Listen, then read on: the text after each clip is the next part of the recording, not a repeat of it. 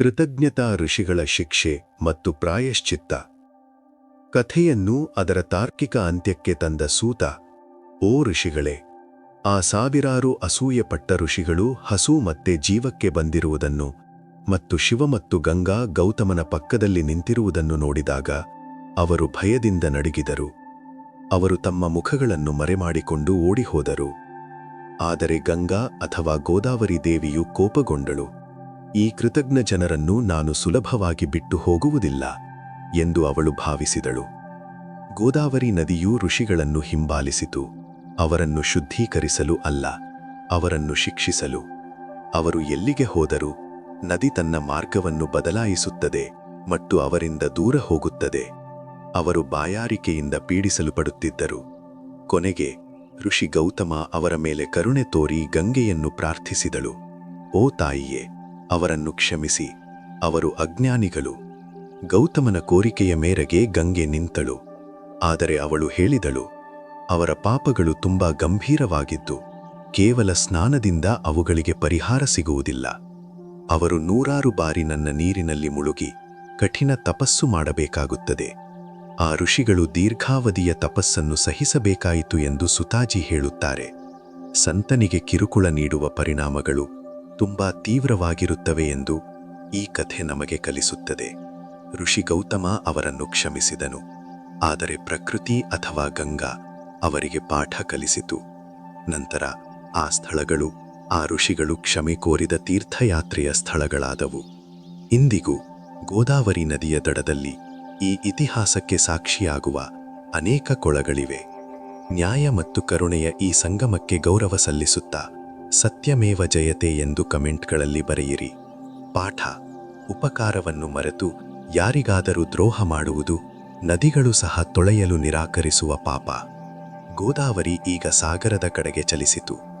ದಾರಿಯಲ್ಲಿ ಬ್ರಹ್ಮ, ವಿಷ್ಣು ಮತ್ತು ಇಂದ್ರರು ತಮ್ಮ ಪಾಪಗಳನ್ನು ತೊಳೆಯಲು ಈ ನದಿಯ ದಡದಲ್ಲಿ ಯಾವ ತೀರ್ಥಯಾತ್ರೆಯ ಸ್ಥಳಗಳನ್ನು ರಚಿಸಿದರು. ಮುಂದಿನ ಅಧ್ಯಾಯದಲ್ಲಿ ತೀರ್ಥಯಾತ್ರೆಯ ವಿವರಣೆಯನ್ನು ಆಲಿಸಿ. ಗೋದಾವರಿ ವಿಸ್ತರಣೆ ಮತ್ತು ತೀರ್ಥದ ಸ್ಥಾಪನೆ. ಸುತಾಜಿ ಈಗ ಗೋದಾವರಿ ಮಾರ್ಗವನ್ನು ವಿವರಿಸಿದರು. ಅವರು ಹೇಳಿದರು, ಓ ಋಷಿಯೇ, ಬ್ರಹ್ಮಗಿರಿಯಿಂದ ಹೊರಹೊಮ್ಮಿದ ಗೋದಾವರಿ ಸಾಗರದ ಕಡೆಗೆ, ಅಂದರೆ ಬಂಗಾಳ ಕೊಲ್ಲಿಯ ಕಡೆಗೆ ಸಾಗಿತು. ಈ ನದಿಯು 200 ಯೋಜನೆಗಳಷ್ಟು ಉದ್ದವಾಗಿತ್ತು. ಅದು ಮುಂದುವರೆದಂತೆ ಕಲಿಯುಗದ ಪಾಪಗಳನ್ನು ತೊಳೆಯುವ ನಿಜವಾದ ಬ್ರಹ್ಮ ಭೂಮಿಗೆ ಬಂದಿದ್ದಾನೆಂದು ದೇವತೆಗಳು ಅರಿತುಕೊಂಡರು. ಆದ್ದರಿಂದ ಎಲ್ಲಾ ದೇವರುಗಳು ತಮ್ಮ ವಾಸಸ್ಥಾನವನ್ನು ಸ್ಥಾಪಿಸಲು ಗೋದಾವರಿ ದಡಕ್ಕೆ ಬಂದರು. ಈ ನದಿಯ 2 ದಡಗಳಲ್ಲಿ 30 ಮಿಲಿಯನ್ ಯಾತ್ರಾ ಸ್ಥಳಗಳನ್ನು ಸ್ಥಾಪಿಸಲಾಗಿದೆ ಎಂದು ಸುತಾಜಿ ವಿವರಿಸಿದರು.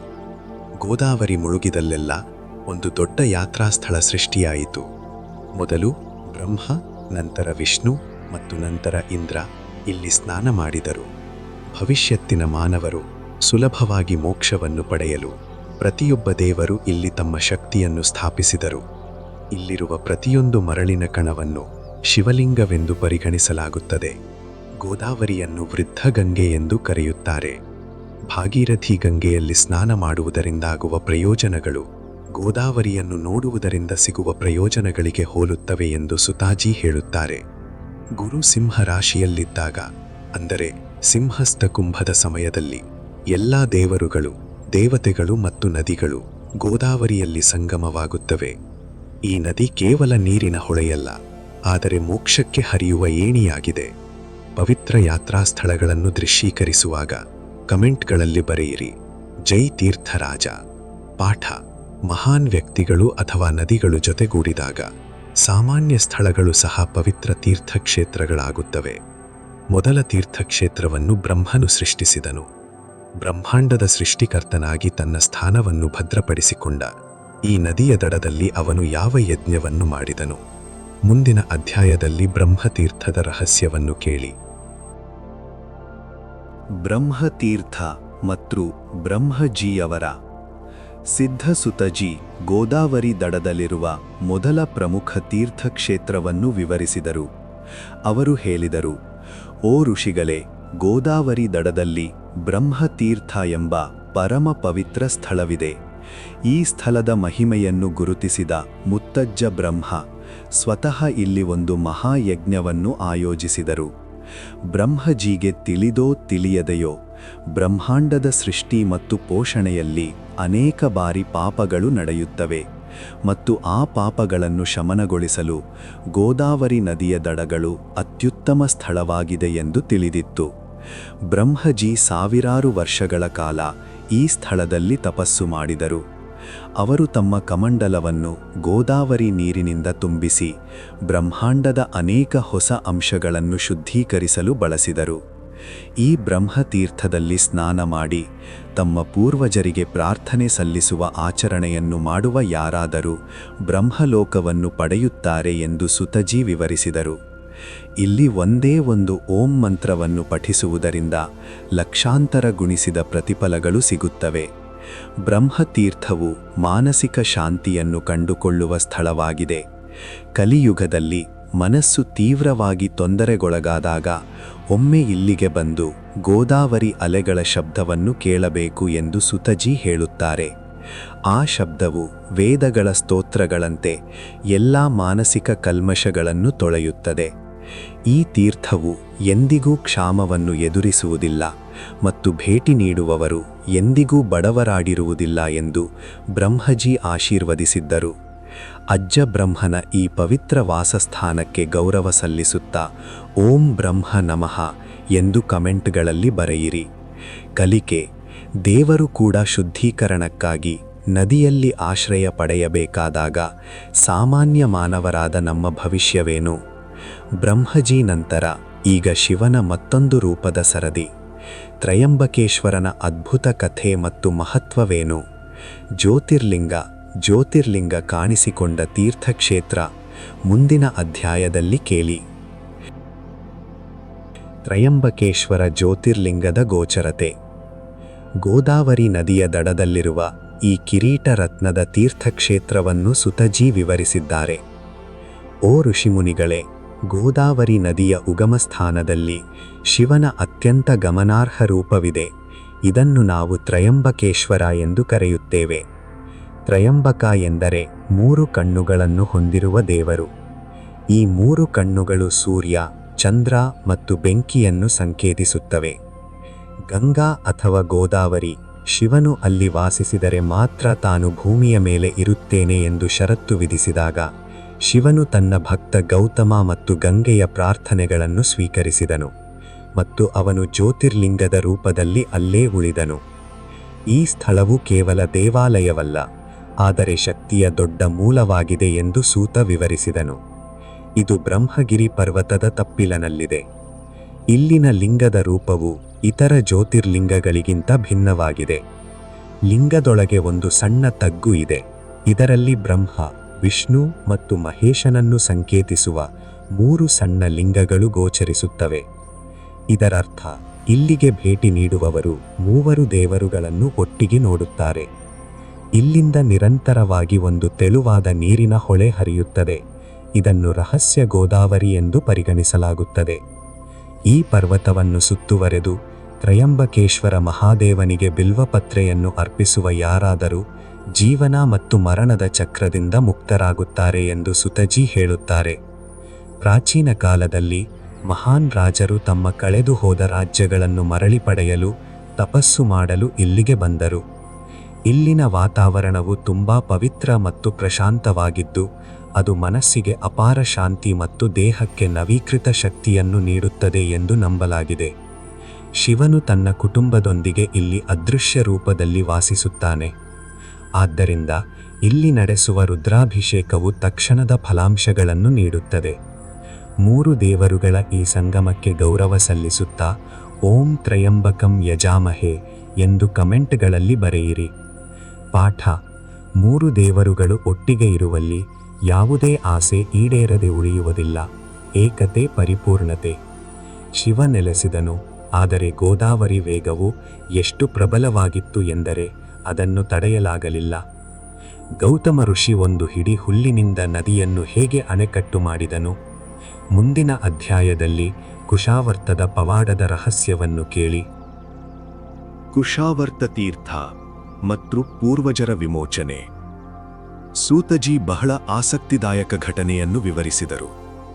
ಓ ಋಷಿಗಳೇ, ಗೋದಾವರಿ ಪರ್ವತದಿಂದ ಇಳಿದಾಗ ಅದರ ವೇಗವು ದುರಂತಮಯವಾಗಿತ್ತು. ಕೆಲವೊಮ್ಮೆ ಅದು ಕಣ್ಮರೆಯಾಗುತ್ತಿತ್ತು. ಇತರ ಸಮಯಗಳಲ್ಲಿ ಅದು ಪರ್ವತಗಳನ್ನು ಭೇದಿಸಿ ಹರಿಯುತ್ತಿತ್ತು. ಗಂಗಾ ಹೀಗೆಯೇ ಹರಿಯುತ್ತಿದ್ದರೆ ಜನರು ಹೇಗೆ ಸ್ನಾನ ಮಾಡುತ್ತಾರೆ ಎಂದು ಋಷಿ ಗೌತಮ ಭಯಪಟ್ಟರು. ಆಗ ಋಷಿ ಗೌತಮರು ಒಂದು ಅದ್ಭುತ ಪರಿಹಾರವನ್ನು ಕಂಡುಕೊಂಡರು. ಅವರು ಕುಶ ಎಂಬ ಪವಿತ್ರ ಹುಲ್ಲನ್ನು ಪವಿತ್ರಗೊಳಿಸಿ ನದಿಯ ಸುತ್ತಲೂ ವೃತ್ತದಲ್ಲಿ ಇರಿಸಿದರು. ಋಷಿಯ ತಪಸ್ವಿ ಶಕ್ತಿ ಮತ್ತು ಕುಶನ ಪ್ರಭಾವದಿಂದಾಗಿ ಉಕ್ಕಿ ಹರಿಯುವ ನದಿಯು ವೃತ್ತದೊಳಗೆ ಸೀಮಿತವಾಗಿತ್ತು ಮತ್ತು ಶಾಂತ ಸರೋವರವಾಯಿತು. ಈ ಸ್ಥಳವನ್ನು ಕುಶಾವರ್ತ ತೀರ್ಥ ಎಂದು ಕರೆಯಲಾಗುತ್ತದೆ. ಇಂದಿಗೂ ಕುಂಭಮೇಳದ ಸಮಯದಲ್ಲಿ ರಾಜಸ್ನಾನ ನಡೆಯುವ ಸ್ಥಳ ಇದು ಎಂದು ಸೂತಜಿ ವಿವರಿಸಿದರು. ಇಲ್ಲಿನ ನೀರನ್ನು ಅಮೃತದಂತೆ ಪರಿಗಣಿಸಲಾಗುತ್ತದೆ.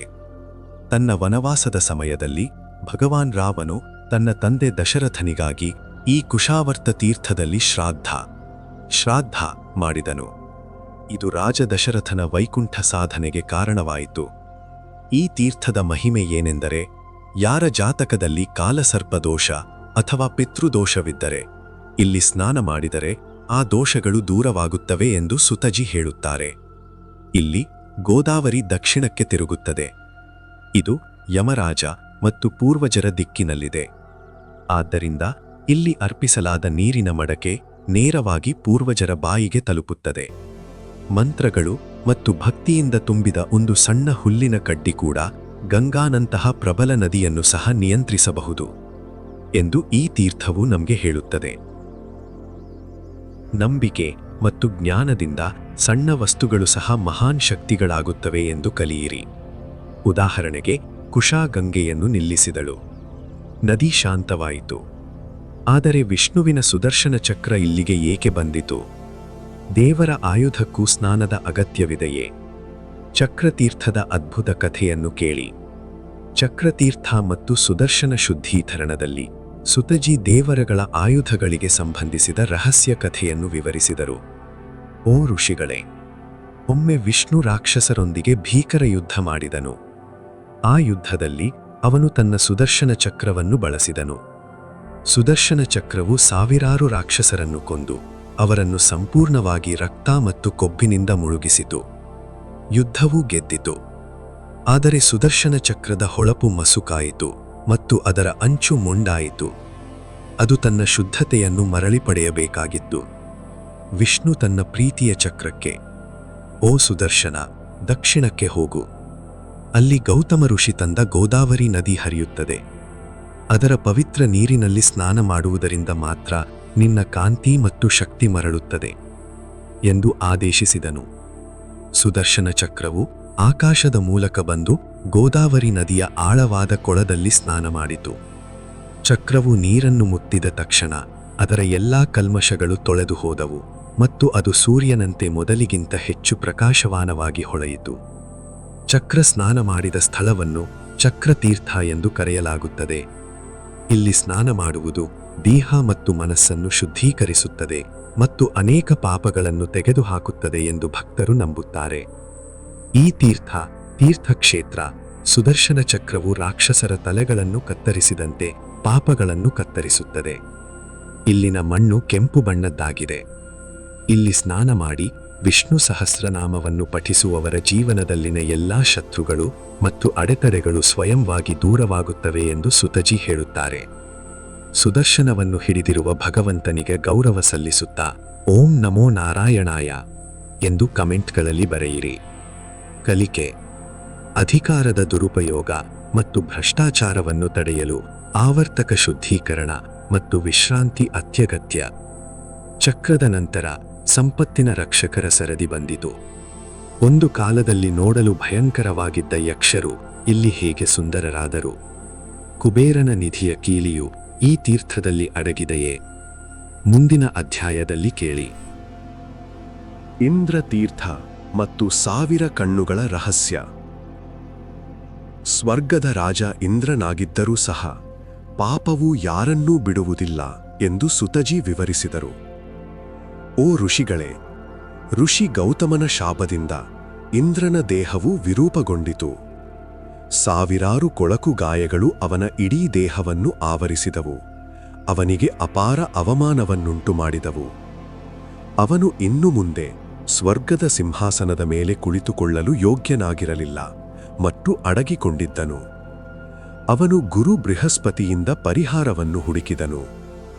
ಗೌತಮ ಋಷಿ ತಂದ ಗೋದಾವರಿ ಮಾತ್ರ ಅವನನ್ನು ಉಳಿಸಬಲ್ಲದು ಎಂದು ಗುರು ಹೇಳಿದರು. ಇಂದ್ರನು ನಾಚಿಕೆಯಿಂದ ತಲೆಬಾಗಿಸಿ ಗೋದಾವರಿ ತಡಕ್ಕೆ ಬಂದನು. ಅವನು ಅಲ್ಲಿ ಒಂದು ತೀರ್ಥಯಾತ್ರೆಯ ಸ್ಥಳವನ್ನು ಸ್ಥಾಪಿಸಿದನು ಮತ್ತು ಸಾವಿರಾರು ವರ್ಷಗಳ ಕಾಲ ಕಠಿಣ ತಪಸ್ಸು ಮಾಡಿದನು. ಅವನು ಪ್ರತಿದಿನ ಗೋದಾವರಿ ನದಿಯ ನೀರಿನಿಂದ ತನ್ನನ್ನು ತಾನು ಅಭಿಷೇಕ ಮಾಡಿಕೊಳ್ಳುತ್ತಿದ್ದನು. ಗೋದಾವರಿ ತಾಯಿಯ ಕೃಪೆಯಿಂದ ಒಂದು ಪವಾಡ ಸಂಭವಿಸಿತು. ಇಂದ್ರನ ದೇಹದ ಮೇಲಿನ ಕೊಳಕು ಗಾಯಗಳು 1000 ಕಣ್ಣುಗಳಾಗಿ ರೂಪಾಂತರಗೊಂಡವು. ಈಗ ಇಂದ್ರನು ಸಹಸ್ರಾಕ್ಷ ಎಂದು ಪ್ರಸಿದ್ಧನಾದನು, ಅಂದರೆ 1000 ಕಣ್ಣುಗಳು. ಇದು ಅವನ ಶಕ್ತಿಯ ಸಂಕೇತವಾಯಿತು. ಇದನ್ನು ಇಂದ್ರತೀರ್ಥ ಎಂದು ಕರೆಯಲಾಗುತ್ತದೆ ಎಂದು ಸೂತ ಹೇಳುತ್ತಾನೆ. ಸಮಾಜದಲ್ಲಿ ಅವಮಾನಕ್ಕೊಳಗಾದ, ಸುಳ್ಳು ಆರೋಪ ಹೊರಿಸಲ್ಪಟ್ಟ ಅಥವಾ ತಮ್ಮ ಸ್ಥಾನ ಮತ್ತು ಪ್ರತಿಷ್ಠೆಯನ್ನು ಕಳೆದುಕೊಂಡ ಯಾರಾದರೂ ಈ ತೀರ್ಥಯಾತ್ರೆಯಲ್ಲಿ ಸ್ನಾನ ಮಾಡಬೇಕು. ಇಲ್ಲಿ ಸ್ನಾನ ಮಾಡುವುದರಿಂದ ಕಳೆದುಹೋದ ಗೌರವವನ್ನು ಪುನಃಸ್ಥಾಪಿಸಲಾಗುತ್ತದೆ ಮತ್ತು ಒಬ್ಬ ವ್ಯಕ್ತಿಯು ಉನ್ನತ ಸ್ಥಾನವನ್ನು ಪಡೆಯಲು ಸಾಧ್ಯವಾಗುತ್ತದೆ. ಪಶ್ಚಾತ್ತಾಪದ ಬೆಂಕಿಯಲ್ಲಿ ಹದಗೊಳಿಸಲ್ಪಡುವ ಮೂಲಕ ಕಲ್ಲಿದ್ದಲನ್ನು ಸಹ ವಜ್ರವಾಗಿ ಪರಿವರ್ತಿಸಬಹುದು ಎಂದು ಈ ಕಥೆ ಕಲಿಸುತ್ತದೆ. ಇಂದ್ರನು ತನ್ನ ತಪ್ಪನ್ನು ಒಪ್ಪಿಕೊಂಡನು ಮತ್ತು ಹೀಗೆ ಸ್ವರ್ಗದ ರಾಜ್ಯವನ್ನು ಮರಳಿ ಪಡೆದನು. ತಪ್ಪುಗಳನ್ನು ಮಾಡುವುದು ಮಾನವ ಅಥವಾ ದೈವಿಕ ಸ್ವಭಾವ, ಆದರೆ ಅವುಗಳನ್ನು ಸರಿಪಡಿಸುವುದು ಮತ್ತು ಅವುಗಳಿಗೆ ಪ್ರಾಯಶ್ಚಿತ್ತ ಮಾಡುವುದು ದೈವತ್ವ. ಇಂದ್ರನ ಪಾಪವು ತೊಳೆಯಲ್ಪಟ್ಟಿತು, ಆದರೆ ಜಗತ್ತು ಹೇಗೆ ಬೆಳೆಯಬಹುದು ಎಂಬುದರ ಬಗ್ಗೆ ಪ್ರಜಾಪತಿ ಚಿಂತಿತನಾಗಿದ್ದನು. ಮಕ್ಕಳಿಲ್ಲದ ಕಾರಣ ದುಃಖಿಸುತ್ತಾ ಪ್ರಜಾಪತಿ ಇಲ್ಲಿ ಏನು ಮಾಡಿದನು? ಮಕ್ಕಳಿಲ್ಲದ ದಂಪತಿಗಳಿಗೆ ಈ ತೀರ್ಥಯಾತ್ರೆ ವರದಾನವಾಯಿತು. ಮುಂದಿನ ಅಧ್ಯಾಯದಲ್ಲಿ ಕೇಳಿ. ಪ್ರಜಾಪತಿ ತೀರ್ಥ ಮತ್ತು ಮಕ್ಕಳನ್ನು ಪಡೆಯುವ ಆನಂದ. ಸುತಚಿ ಈಗ ವಂಶಾವಳಿಯನ್ನು ಹೆಚ್ಚಿಸಲು ಪ್ರಸಿದ್ಧವಾದ ತೀರ್ಥಯಾತ್ರೆಯನ್ನು ವಿವರಿಸಿದರು. ಅವರು ಹೇಳಿದರು, ಓ ಋಷಿಗಳೇ, ಸೃಷ್ಟಿಯ ಆರಂಭದಲ್ಲಿ ಬ್ರಹ್ಮನ ಮಗನಾದ ಪ್ರಜಾಪತಿ ಭೂಮಿಯ ಮೇಲೆ ಜೀವವು ಹೇಗೆ ಗುಣಿಸುತ್ತದೆ ಎಂಬುದರ ಬಗ್ಗೆ ಚಿಂತಿತನಾಗಿದ್ದನು.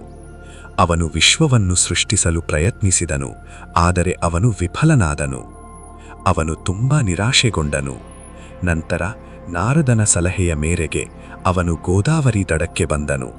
ಪ್ರಜಾಪತಿ ಇಲ್ಲಿ ಶಿವ ದೇವಾಲಯವನ್ನು ನಿರ್ಮಿಸಿದ್ದನು. ಅವರು ಲಿಂಗವನ್ನು ಸ್ಥಾಪಿಸಿ ಗೋದಾವರಿ ನದಿಯ ನೀರಿನಿಂದ ಅಭಿಷೇಕ ಮಾಡಿದರು.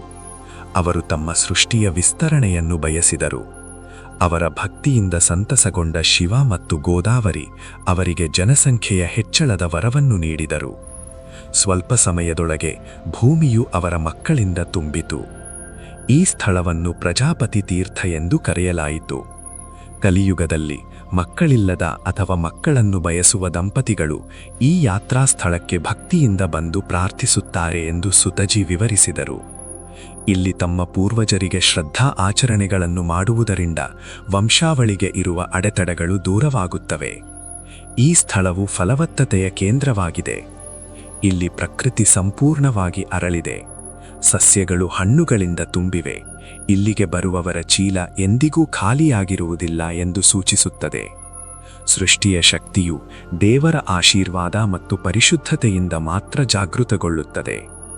ಈಗ ಭಯಾನಕ ಯುದ್ಧದ ಸರದಿ. ಒಣ ಅಥವಾ ಒದ್ದೆಯಾದ ವಸ್ತುಗಳಿಂದ ಕೊಲ್ಲಲಾಗದ ರಾಕ್ಷಸ. ಇಂದ್ರ ಅವನನ್ನು ನೊರೆಯಿಂದ ಕೊಂದನು. ಆದರೆ ಇಂದ್ರನನ್ನು ಕೊಂದ ನಂತರ ಬ್ರಹ್ಮಹತ್ಯಾ ಆರೋಪ ಏಕೆ ಬಂತು? ಮುಂದಿನ ಅಧ್ಯಾಯದಲ್ಲಿ ಕೇಳಿ. ವೃತ್ರಾಸುರನ ವಧೆ ಮತ್ತು ಅಜೇಯ ರಾಕ್ಷಸ ಸುತಜಿ ಧಾರ್ಮಿಕ ಯುದ್ಧದ ರೋಮಾಂಚಕ ಕಥೆಯನ್ನು ವಿವರಿಸಿದರು. ಓ ಋಷಿಗಳೇ, ಪ್ರಾಚೀನ ಕಾಲದಲ್ಲಿ ವೃತ್ರಾಸುರ ಎಂಬ ಅತ್ಯಂತ ಶಕ್ತಿಶಾಲಿ ರಾಕ್ಷಸನಿದ್ದನು. ವಾಸ್ತವವಾಗಿ ಅವನು ತನ್ನ ಹಿಂದಿನ ಜನ್ಮದಲ್ಲಿ ಭಕ್ತ ಮತ್ತು ಬ್ರಾಹ್ಮಣನಾಗಿದ್ದನು. ಆದರೆ ಅವನು ಶಾಪದಿಂದಾಗಿ ರಾಕ್ಷಸನಾದನು. ಅವನು ತಪಸ್ಸು ಮಾಡಿ ಮರ, ಕಬ್ಬಿಣ, ಒಣ ಅಥವಾ ಒದ್ದೆಯಾದ ವಸ್ತುಗಳಿಂದ ಕೊಲ್ಲಲಾಗದ ವರವನ್ನು ಪಡೆದನು. ಅವನು ಹಗಲು ಅಥವಾ ರಾತ್ರಿ ಸಾಯುವುದಿಲ್ಲ. ಈ ವರದಿಂದ ಅವನು ದೇವತೆಗಳನ್ನು ಸೋಲಿಸಿ ಸ್ವರ್ಗವನ್ನು ಗೆದ್ದನು. ಇಂದ್ರನು ತನ್ನ ಜೀವಕ್ಕಾಗಿ ಓಡಿಹೋದನು.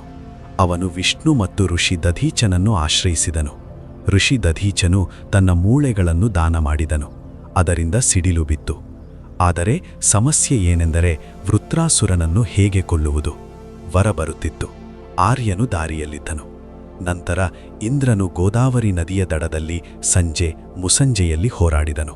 ಅದು ಹಗಲು ಅಥವಾ ರಾತ್ರಿಯೂ ಅಲ್ಲ. ಅವನು ತನ್ನ ಸಿಡಿಲನ್ನು ಸಮುದ್ರದ ನೊರೆಯಲ್ಲಿ ಮರೆಮಾಡಿದನು. ಅದು ಸಂಪೂರ್ಣವಾಗಿ ಒದ್ದೆಯಾಗಿರುವುದಿಲ್ಲ ಅಥವಾ ಒಣಗಿರುವುದಿಲ್ಲ. ಮತ್ತು ವೃತ್ರಾಸುರನನ್ನು ಹೊಡೆದನು. ವೃತ್ರಾಸುರ ಕೊಲ್ಲಲ್ಪಟ್ಟನು. ದೇವರುಗಳು ಹರ್ಷಿಸಿದರು. ಆದರೆ ವೃತ್ರಾಸುರ ಬೀಳುತ್ತಿದ್ದಂತೆ ಅವನ ದೇಹದಿಂದ ಭಯಾನಕ ಕಪ್ಪು ನೆರಳು ಹೊರಹೊಮ್ಮಿತು. ಇದು ಬ್ರಾಹ್ಮಣನನ್ನು ಕೊಂದ ಪಾಪ. ವೃತ್ರಾಸುರನು ವೇದಗಳನ್ನು ತಿಳಿದಿದ್ದರಿಂದ ಅವನನ್ನು ಕೊಂದ ಪಾಪ ಇಂದ್ರನನ್ನು ವಶಪಡಿಸಿಕೊಂಡಿತು. ಈ ನೆರಳು ಅವನನ್ನು ನುಂಗಲು ಧಾವಿಸಿತು. ವಿಜಯದ ಆಚರಣೆ ಶೋಕವಾಗಿ ಮಾರ್ಪಟ್ಟಿತು. ಇಂದ್ರನು ಅವನ ಜೀವವನ್ನು ಉಳಿಸಲು 3 ಲೋಕಗಳನ್ನು ದಾಟಿದನು. ಧಾರ್ಮಿಕ ಬಿಕ್ಕಟ್ಟನ್ನು ಅರ್ಥ ಮಾಡಿಕೊಂಡು ಕಮೆಂಟ್ಗಳಲ್ಲಿ ಬರೆಯಿರಿ. ಓಂ ವಿಷ್ಣುವೇ ನಮಃ. ದುಷ್ಟತನದ ಅಂತ್ಯ ಅಗತ್ಯ, ಆದರೆ ಹಿಂಸೆಯ ಪರಿಣಾಮಗಳು ಅಂದರೆ ಪಾಪ ವಿಜಯಶಾಲಿಯೂ ಸಹ ಅನುಭವಿಸುತ್ತಾನೆ. ಇಂದ್ರ ಓಡಿಹೋಗಿ ಮಾನಸ ಸರೋವರದಲ್ಲಿ ಕಮಲದ ಕಾಂಡದಲ್ಲಿ ಅಡಗಿಕೊಂಡನು. ಅವನು 1000 ವರ್ಷಗಳ ಕಾಲ ಅಡಗಿಕೊಂಡಿದ್ದನು. ಅವನನ್ನು ಹೊರಗೆ ತಂದವರು ಯಾರು ಮತ್ತು ಬ್ರಾಹ್ಮಣನನ್ನು ಕೊಂದ ಪಾಪದಿಂದ ಅವನು ಹೇಗೆ ಮೋಕ್ಷವನ್ನು ಪಡೆದನು? ಮುಂದಿನ ಅಧ್ಯಾಯದಲ್ಲಿ ಕೇಳಿ. ಬ್ರಹ್ಮಹತ್ಯೆಯಿಂದ ಸ್ವಾತಂತ್ರ್ಯ ಮತ್ತು ಗೋದಾವರಿ ಪವಾಡ. ಇಂದ್ರನ ದುಃಖವನ್ನು ವಿವರಿಸುತ್ತಾ ಸೂತನು ಹೇಳಿದನು, ಓ ಋಷಿಗಳೇ, ಬ್ರಹ್ಮನ ಹತ್ಯೆಗೆ ಹೆದರಿ ಇಂದ್ರನು ತೆಳುವಾದ ಕಮಲದ ಹೂವಿನ ಕಾಂಡದೊಳಗೆ ಅಡಗಿಕೊಂಡನು. ಅವನು 1000 ವರ್ಷಗಳ ಕಾಲ ಸೂಕ್ಷ್ಮ ರೂಪದಲ್ಲಿ ಅಲ್ಲಿಯೇ ಇದ್ದನು. ಸ್ವರ್ಗ ಖಾಲಿಯಾಯಿತು. ಭೂಮಿಯ ಮೇಲೆ ಅವ್ಯವಸ್ಥೆ ಹರಡಿತು. ದೇವರುಗಳು ಇಂದ್ರನನ್ನು ಮರಳಿ ಕರೆತರುವಂತೆ ಬೃಹಸ್ಪತಿಯನ್ನು ಪ್ರಾರ್ಥಿಸಿದರು. ಬೃಹಸ್ಪತಿ ಇಂದ್ರನನ್ನು ಹುಡುಕುತ್ತಾ ಬಂದು ಗೋದಾವರಿ ತೀರಕ್ಕೆ ಹೋಗಲು ಸೂಚಿಸಿದನು. ಭಯಭೀತನಾದ ಇಂದ್ರನು ಗೋದಾವರಿಯನ್ನು ಸಮೀಪಿಸಿದನು. ಬ್ರಹ್ಮಹತ್ಯಾನ ಕರಾಳ ನರಳು ಇನ್ನೂ ಅವನನ್ನು ಹಿಂಬಾಲಿಸಿತು. ಇಂದ್ರನು ಗೋದಾವರಿ ನದಿಗೆ ಹಾರಿದನು. ವೃತ್ರಾಸುರನ ವಧೆಯ ನಂತರ ಸಿಡಿಲಿನ ನೊರೆ ಬಿದ್ದ ನಿರ್ದಿಷ್ಟ ಸ್ಥಳದಲ್ಲಿ ಅವನು ಸ್ನಾನ ಮಾಡಿದನು. ಇಂದ್ರನು ಗೋದಾವರಿ ನದಿಯ ಪವಿತ್ರ ನೀರಿನಲ್ಲಿ ಸ್ನಾನ ಮಾಡಿದ ತಕ್ಷಣ ಆ ಕರಾಳ ನೆರಳು ಅವನಿಂದ ದೂರ ಹೋಯಿತು. ಗೋದಾವರಿ ನದಿಯ ಶುದ್ಧತೆಯನ್ನು ಪಾಪದ ಶಕ್ತಿಯು ತಡೆಕೊಳ್ಳಲು ಸಾಧ್ಯವಾಗಲಿಲ್ಲ. ಇಂದ್ರನು ಪ್ರಕಾಶವಾನನಾಗಿ ತನ್ನ ಸಿಂಹಾಸನವನ್ನು ಮರಳಿ ಪಡೆದನೆಂದು ಸುತಜಿ ಹೇಳುತ್ತಾರೆ. ಈ ತೀರ್ಥಕ್ಷೇತ್ರವನ್ನು ಪಾಪ ಪ್ರಣಾಶನ ತೀರ್ಥ ಎಂದು ಕರೆಯಲಾಯಿತು. ತಿಳಿಯದೆಯೋ ಅಥವಾ ಕರ್ತವ್ಯದ ಸಮಯದಲ್ಲಿಯೋ ಒಂದು ದೊಡ್ಡ ಪಾಪವನ್ನು ಮಾಡಿದರೂ ತೀರ್ಥಕ್ಷೇತ್ರಗಳ ನೀರು ಅದನ್ನು ತೊಳೆಯುವ ಶಕ್ತಿಯನ್ನು ಹೊಂದಿದೆ ಎಂದು ಈ ಕಥೆ ನಮಗೆ ಹೇಳುತ್ತದೆ. ಗೋದಾವರಿ ಇಂದ್ರನನ್ನು ಉಳಿಸಿದ್ದು ಮಾತ್ರವಲ್ಲದೆ ಸ್ವರ್ಗದ ಕ್ರಮವನ್ನು ಪುನಃಸ್ಥಾಪಿಸಿತು. ಇಲ್ಲಿ ಸ್ನಾನ ಮಾಡುವುದರಿಂದ ತಿಳಿದು ಅಥವಾ ತಿಳಿಯದೆಯೋ ಮಾಡಿದ ಅತ್ಯಂತ ಘೋರ ಪಾಪಗಳನ್ನು ಸಹ ನಾಶಪಡಿಸುತ್ತದೆ. ಪಾಪನಾಶಕ ಗಂಗೆಗೆ ಗೌರವ ಸಲ್ಲಿಸುತ್ತಾ ಕಮೆಂಟ್ಗಳಲ್ಲಿ ಬರೆಯಿರಿ. ಹರ್ ಹರ್ ಗಂಗೆ, ಜೈ ಗೋದಾವರಿ.